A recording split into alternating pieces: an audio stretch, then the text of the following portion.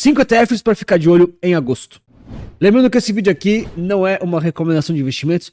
E já comenta aí para mim então, se você tem algum desses ativos que eu vou citar aqui na carteira, ou então, o que você está mais de olho esperando aí para agosto. Então é importante ressaltar aqui que a gente tem uma grande decisão para acontecer, que é a questão aqui das taxas de juros lá nos Estados Unidos e também aqui do Brasil, tá? Então aqui na quarta-feira, dia 30 de julho, não é agosto ainda, eu sei disso, mas justamente vai impactar agosto adentro, tá bom? Por isso que eu tô adiantando essa questãozinha. Então, naturalmente, a gente tem aqui essa taxa fundos aqui do Fed e também as nossas taxas de juros Selic, tá certo? É basicamente aí a decisão dessas taxas de juros todas. Também é importante ressaltar que os ativos citados aqui não é para você comprar, tá? Não são os ativos que vão subir em agosto, não é isso que eu tô falando. São ativos para você ficar de olho, para entender dos movimentos de mercado. Eu vou deixar aqui o disclaimer, não é para você achar que esses aqui vão subir. Pode até ser que subam, mas é mais para você entender o contexto geral do mercado. Bom, então começando aqui com esse cara que é importantíssimo, eu citei ele recentemente num vídeo sobre IPCA mais 8, vou deixar recomendado aqui no final desse aqui, mas basicamente esse aqui é um dos ETFs exemplos, vou pegar aqui o exemplo do Bradesco, o IMBB11, que trata ali daquele índice IMAB. Tem vários outros concorrentes, tem do Itaú que é famoso, tem do próprio BTG também, vou pegar aqui umas variações um pouco diferentes, mas o índice IMAB ele se baseia justamente aqui nos títulos públicos indexados à inflação, aqueles IPCA+. Então, o índice IMAB, calculado pela Ambima, ele pega a média geral de todos os títulos e justamente faz ali um índice que você pode comprá-lo através de vários ETFs. Esse aqui é um dos exemplos, tá certo? E a ideia geral desses ETFs que seguem ali o índice IMAB, como por exemplo o IMBB11, é justamente você entender a cesta média dos títulos relacionados ali indexados à inflação, tá? Então, sempre importante lembrar, esses ETFs ou esses índices, ou então os próprios títulos públicos, aí você pode comprar no Tesouro Direto, ou talvez até mesmo comprando o próprio título público ali pela corretora, não é muito comum, mas tem gente que faz. O que acontece é que ele se desvaloriza quando as taxas de juros elas sobem. Opa, isso aqui ficou errado, né? Ela sobe para cá, não dá para voltar no tempo aqui. A famosa marcação a mercado, né? Então o preço do título cai quando a taxa sobe.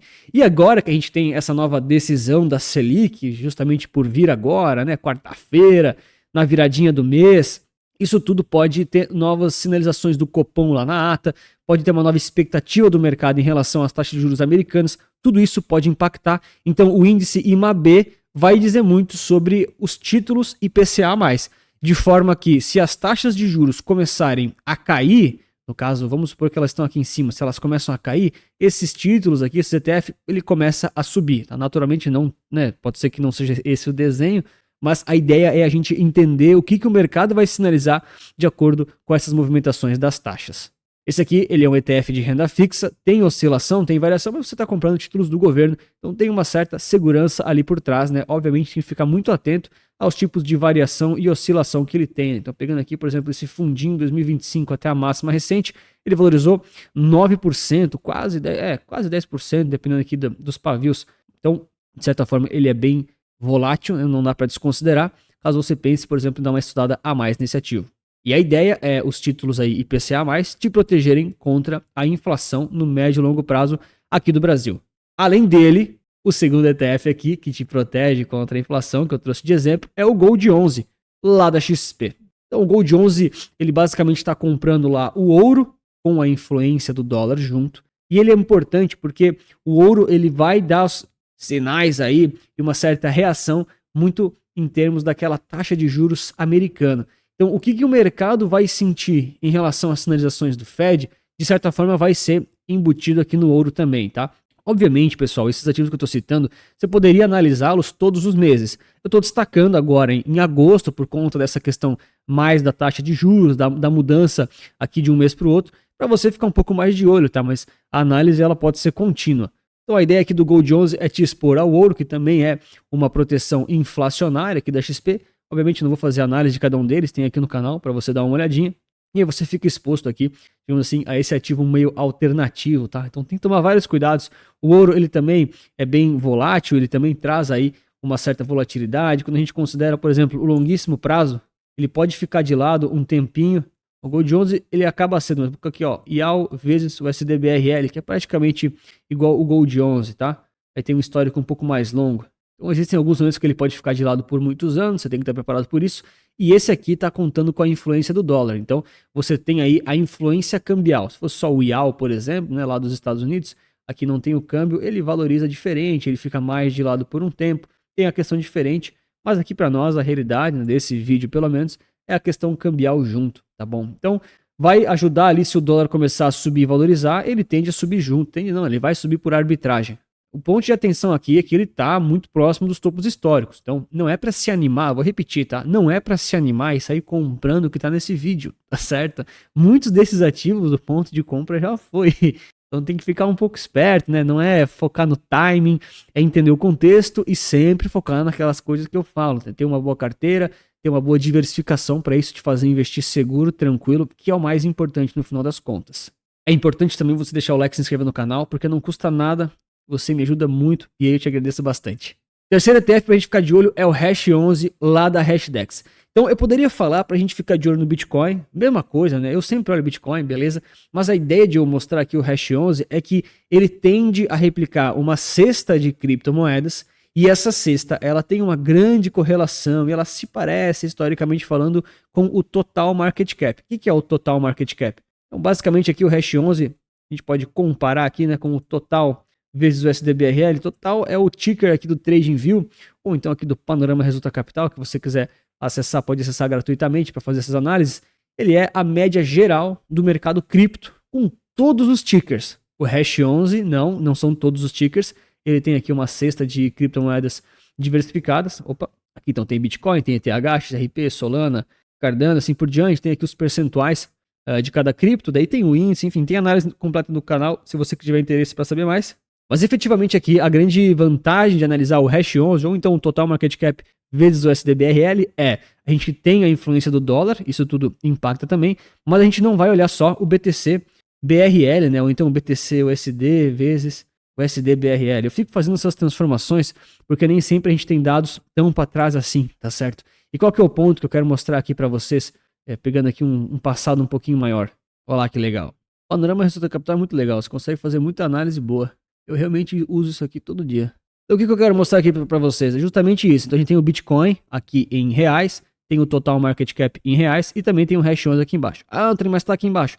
Cara, é porque ó, o índice ele tá separado aqui, ó, tem que colocar sempre um em cima do outro, né? Quando você coloca o Hash 11 e o total market cap são bem correlacionados. Então o que eu quero mostrar aqui para vocês em relação a isso, né?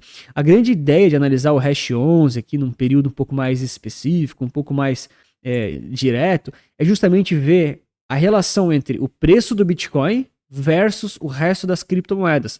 Então a gente não quer só ver, será que o mercado cripto vai performar bem? Sim, você vai conseguir ver isso, né? É uma das possibilidades para você analisar, mas não é isso que eu estou falando nesse vídeo. O que eu quero mostrar para vocês é, em agosto, eu pelo menos vou ficar de olho nessa relação, o Bitcoin versus o total market cap, o Bitcoin versus o Hash 11, por exemplo, aqui, que acaba sendo muito útil para a gente fazer essas comparações, tá bom? Olha que interessante, só pega aqui do início de julho até agora, o que a gente tem? O Bitcoin, ele acabou ficando de lado depois. A influência do dólar, a influência não sei do que. Tudo bem, não estou nem falando aqui as causas, estamos só observando um pouco do que aconteceu. Já agora, se eu olho o Hash 11 ou o total market cap também aqui, enfim, né, em reais, né, com a influência do dólar, a gente percebe que teve um descolamento. Então a grande sacada aqui de agosto, que é o que eu vou olhar um pouco melhor, é justamente esse descolamento. Ele continua igual, ele aumenta, ele fecha, ele retorna. Será que o Bitcoin ele vai crescer mais do que a média do mercado, do que o total? Ou então será que ambos vão cair, só que o Bitcoin vai cair menos? Não sei, aí a gente vai literalmente acompanhar agora em agosto. Mas esse é o ponto desse ativo para você ficar de olho.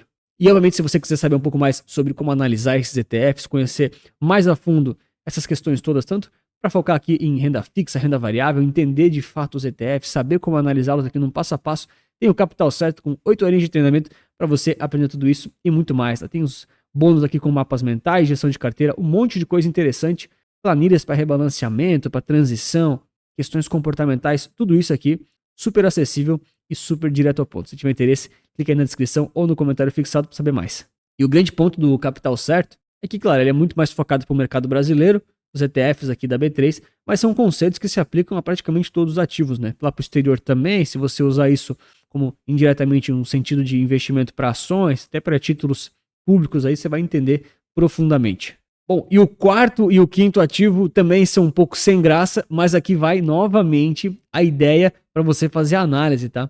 Então, obviamente não tem como não observar o IVVB11, que é o S&P 500 aqui em reais, e também o World 11, pelo menos agora no meu radar. O que eu estou pensando em relação a esses dois ativos? Então, só para contextualizar, né, você que não sabe, IVVB11 são as 500 maiores empresas dos Estados Unidos.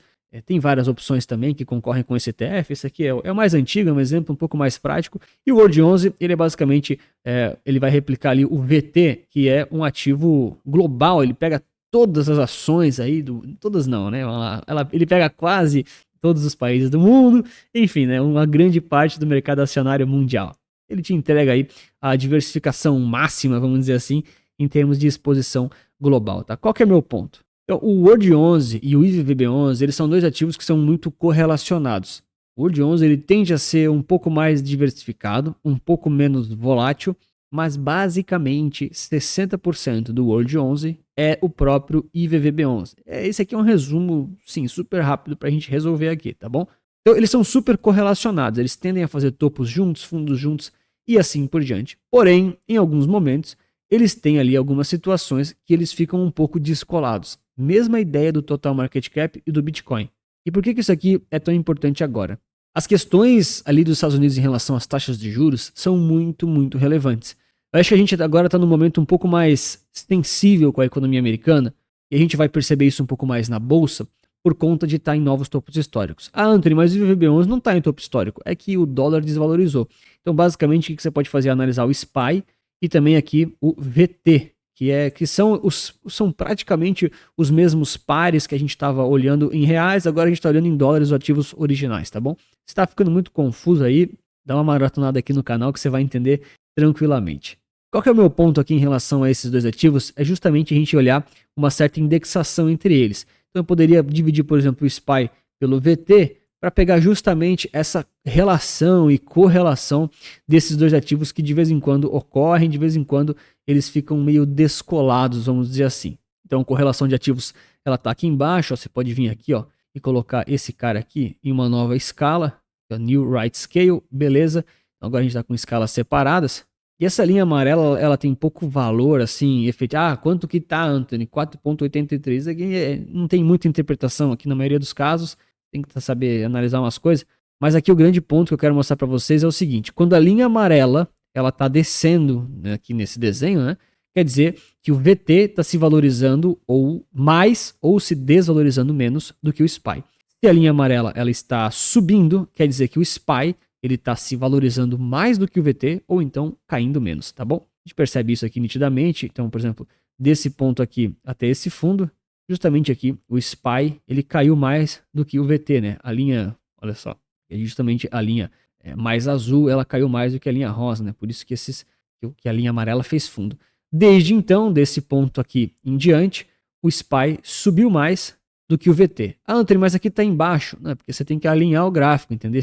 Ó, vamos alinhar o gráfico bem desse fundo aqui dessa linha amarela, aqui nesse cantinho, ó. Pronto, o SPY já passou do VT. Isso aqui é como funciona a indexação dos ativos, tá bom? Então, qual que é a grande ideia aqui? É justamente ver esse ativo, ele é um chamado ativo sintético, tá? Quando você divide dois ativos, você pega aqui a indexação deles, ele é um ativo sintético. Gente, eu vou pelo menos olhar isso aqui, né? Se você não quiser olhar, não tem problema. Mas eu quero muito ver como é que essa linha vai funcionar. Se ela vai seguir essa tendência mais recente, ou se não, se as coisas vão ficar diferentes, né? Para onde é que elas vão efetivamente, enfim, acontecendo, tá? Por quê? Porque a gente teve uma tendência bem relevante aqui de 2025 do próprio VT sendo uma performance melhor do que o S&P 500 nesse período desse ano, tá certo? Então, por exemplo, de novo, isso aqui é só, cara, isso aqui é conhecimento prático de você usar o gráfico, tá? Então, só saber usar as ferramentas, tá? Naturalmente, ó, 2025 aqui, se a linha tava aqui, agora ela caiu, só por causa disso, eu tenho certeza que o VT performou melhor do que o S&P 500. Eu não sei quanto ele subiu, eu não sei se ele subiu, se ele caiu, mas eu sei que ele foi melhor. Esse é o ponto. Aí a gente pode, claro, né, tirar novamente, colocá-los na tela. Olha lá, o VT teve uma performance melhor no chamado year to date, né, do início do ano até agora. Ah, Anthony, mas no longo prazo? Não, no longo prazo daí são outros 500, né? Aí você tem que analisar a janela que você quer. Então, o ponto todo não é esse, tá certo? O ponto todo é a relação entre esses dois ativos, na minha opinião, agora em agosto, vai ser muito importante a gente visualizar, tá? Por quê? Porque se a economia americana realmente estiver pujante, o mercado precificou mal, as taxas de juros vão cair, as coisas vão realmente explodir e ir para mais e mais caro ainda, né? O mercado pode entrar no modo euforia total. A gente viu o desespero, vamos lá, né? A gente viu um desespero bem recente aqui em abril. A gente pode ver uma euforia agora em agosto e em outubro, tá? Ninguém sabe o que vai acontecer, ninguém sabe do futuro, não é mesmo? Então a gente vai perceber isso, de certa forma, justamente aqui nessa relação dessas duas linhas, tá bom? Ah não, Anthony, não é uma euforia, é de certa forma alguma coisa mais estável, então talvez não haja uma grande diferença entre mercado internacional, mercado americano e mercado global. Talvez as coisas andem um pouquinho mais, mas é essa relação que eu vou acompanhar, vou acabar acompanhando um pouco mais, tá? Então eu sei que o quarto e o quinto ativo acabaram sendo parecidos, acabou se transformando num sexto ativo, mas efetivamente é nisso aqui que eu vou ficar um pouquinho mais de olho. E claro, tá aqui aquele vídeo em relação ao IPCA mais 8 que eu comentei sobre as nossas taxas de juros aqui brasileiras. E também vou deixar aqui uma baita análise sobre o S&P 500 de forma um pouquinho mais aprofundada se você tiver interesse com essa recuperação violentíssima que ele acabou fazendo. Grande abraço, muito obrigado pela sua inscrição, seu like, lembre-se que investir certo resulta capital.